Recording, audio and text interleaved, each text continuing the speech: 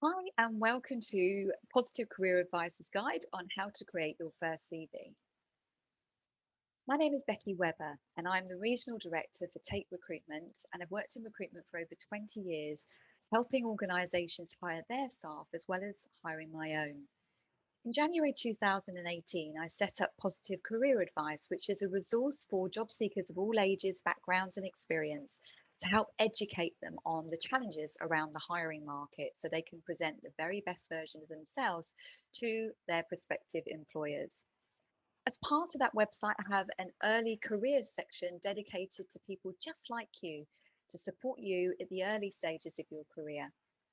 I'm also delighted and proud to say that Jack Parsons, the UK's Chief Youth Officer, approached me to support him with writing guides for his website, theyouthgroup.com.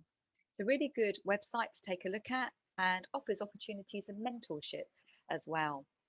For more guides, I would also urge you to hop onto my own website, which is positivecareeradvice.com, and go to the early careers section. So, whether you're considering applying for part time work around your studies, an entry level job, or an apprenticeship program, you will need to put together a CV. A CV is a standard part of any application process and helps to give employers a clear idea of whether your written communication skills are up to scratch. The time you spend creating your CV will be a valuable investment in your future. It needs to be easy to read and understand and reflect the very best version of you. It should cover all necessary and relevant information and shouldn't include any howlers, including any spelling mistakes that will put a hiring manager off. There is no one right way to put together a CV, and everybody's CV is different. There are some standard headings you will find useful and some common errors you will need to avoid. However, your CV should be adapted to draw on the skills, strengths, and behaviours and values that you have developed. As you progress through your career, you should always update your CV for every job you apply for and adapt it to show you have the qualities and qualifications the employer will be seeking. So you need to treat it as a working document that you evolve and revamp through your career and remember to capture those key achievements and accomplishments along the way. Before you create your CV, there's a few things that you need to consider before you start. The first thing is the font. You need to make sure it's easy to read. So my recommendation would be Arial, Calibri, or Times New Roman. And I would also suggest that you stick to a size 11 or a 12. You also want to make sure that you consider a conservative colour of your font. So black's a good option. But if you are using another colour, make sure that you're careful with your choice. And you could use another colour for the headings as an example in your CV. In terms of the length of your CV, as it's your first CV, if you can keep it to one page, that is great. If you're struggling to do that, then two sides of an A4 should be the maximum size it should be. You need to make sure you lay out your CV neatly and make your CV easy to skim read. You have to expect that an employer is not going to read it from the top to the bottom. So you need to enable them to get to the key information they need to see quickly. You also need to check your spelling, your grammar, and the correct use of your capital letters. And when you're using spell check, make sure you choose the English version, not the American one, because it can be very frustrating for a hiring manager to read words with the letter Z in them when it should be the letter S. Also, make sure your email address is professional. And also be cautious with sharing too much information about your personal information, such as your full address and your date of birth. I'll show you how to do this on the next slide. When you're creating your CV, you also need to put yourself in the shoes of the employer and consider what they need by reviewing the job description or the information you know about the job and considering what skills and attributes they're looking for, and also your relatable skills and experience in line with that. We know that we need to grab the attention of the hiring manager quickly, so the first page of your CV is really, really critical.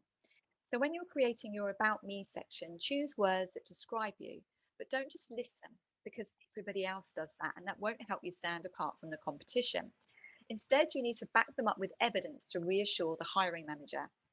You'll see from the About section at the top of this CV, I've backed up impactful, descriptive words with evidence. Considering your skills, you need to bullet point them to make them easy to read. And also, you need to mirror the language which you are reading in the job advertisement or in the job description if you have one. The reason you do that is that it increases your chances of being shortlisted for the role, particularly if the hiring manager has many CVs to review, because they'll be using things like a keyword search to try and reduce the amount of CVs that they need to look at.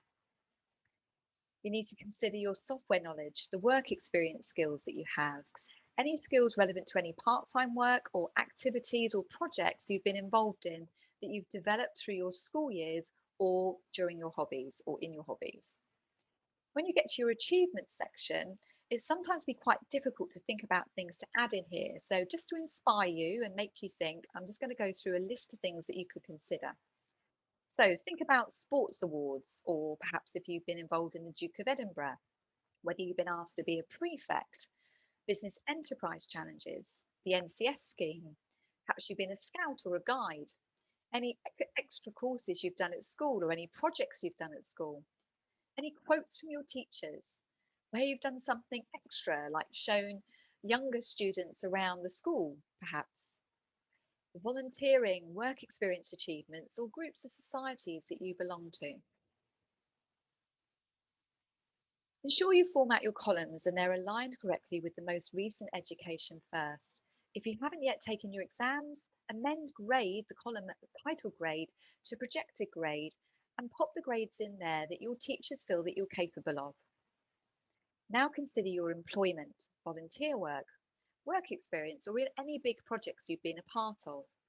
And list your responsibilities and add a short paragraph describing what you learned and the skills that you developed that will be valuable to the company you're applying to work for. Again, whether it's work experience, projects, volunteering, or employment, if you can add a quote from your manager or teacher, this could be very reassuring for the hiring manager to read. You also might want to consider digging out your old work experience report, as you may find some helpful comments on there to include.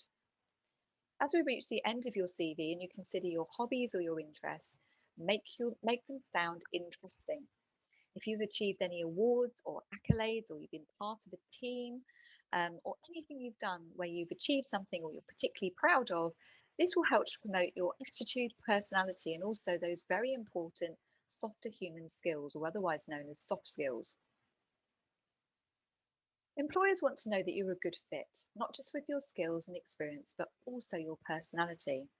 As I mentioned earlier, treat your CV as a working document and view it as a template that you will need to tweak for each company and role that you apply for. In addition to adjusting keywords, you will also need to address any important points that the company is looking for and potentially shift the order of importance of achievements and skills within your CV. Creating a CV with the wow factor does take time and thought, and it's not an easy process, so you need to resist the temptation to rush it. The investment you make right at the beginning to get your CV right will help increase your confidence, create the right mindset, give you pride in what you've achieved, and will also secure you more interview opportunities. I hope you found that helpful. And on behalf of myself and Positive Career Advice, we wish you all the luck with your onward journey into your future career.